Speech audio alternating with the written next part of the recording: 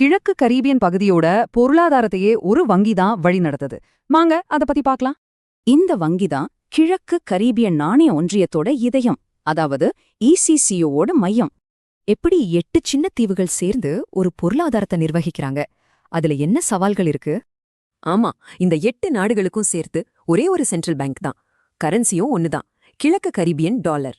2013ல இந்த வங்கி ஒரு அறிக்கை வெளியிட்டது. அதுல இவங்க சந்திக்கிற சவால்களை பத்தி ஆழமா சொல்லியிருந்தாங்க. முதல் சவால், இவங்களோட பொருளாதாரம் ரொம்ப சின்னது, அதுவே ஒரு பெரிய தடை. அடுத்தது, இவங்களோட பொருளாதாரம் ஒரு திறந்த புத்தகம் மாதிரி, உலக வர்த்தகத்தோட ரொம்பவே பின்னி பிணைஞ்சிருக்கு. அதனால உலகத்துல எங்கேயோ நடக்கிற ஒரு சின்ன விஷயம் கூட இவங்கள பெருசா பாதிக்கும்.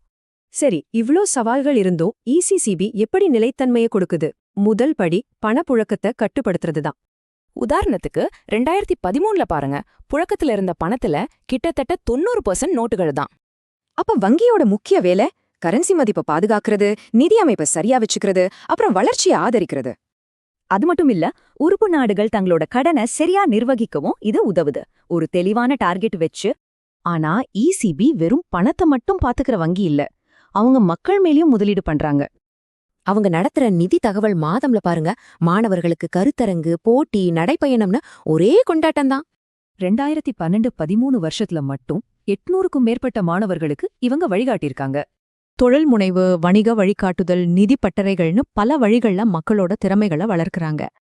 இதெல்லாம் எதுக்குன்னா, அந்த பிராந்தியத்தோட பொருளாதார எதிர்காலத்தை இவங்களே தீர்மானிக்கணும்னு தான்.